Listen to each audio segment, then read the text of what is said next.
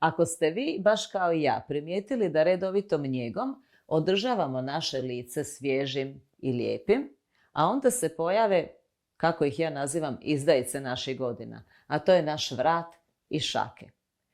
Na njima se pojavljuju bore, suha koža, gušća koža koju više ni jedna krema ne može pokriti. Mi se osjećamo mlado i životno i želimo i na naše ogledalo to nama pokazuje.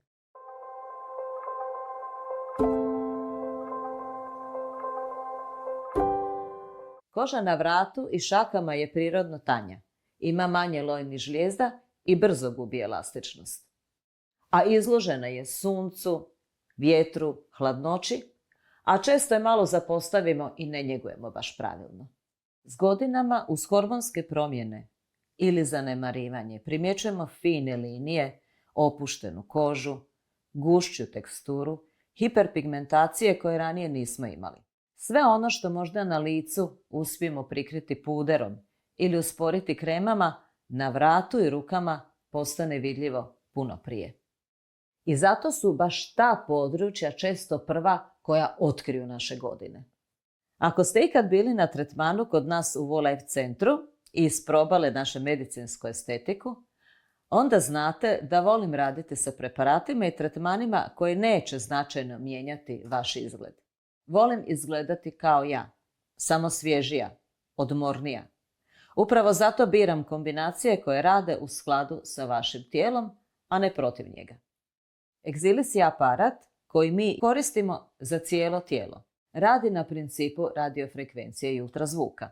Radiofrekvencija zagrijava dublje slojeve kože, stimulira proizvodnju novog kolagena i elastina, a ultrazvuk pomaže da energija prođe dublje i ravnomjernije. U slučaju tretiranja vrata i šaka prvo napravimo Exilis tretman, a nakon Exilis tretmana odmah apliciramo Profilo.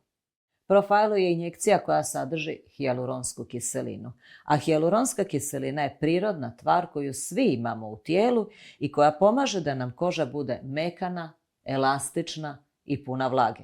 Kako starimo, te zalihe vlage se smanjuju. Koža postaje suha, opuštena i mršava. Kad stavimo Profilo, on ne puni kao filer, nego se širi ispod kože poput mreže. Nakon tretmana ne bi trebalo na područje kože vrata i šaka stavljati nikakve pudere niti druge kozmetičke preparate i ne bi trebalo raditi teže tjelesne aktivnosti kako ne bi došlo do znojenja i reakcije kože koju smo tretirali. Ako želite više saznati o ovim tretmanima, javite se u naš medicinski centar, WoLife centar u Vukovaru, Kralja Tvrtka 3.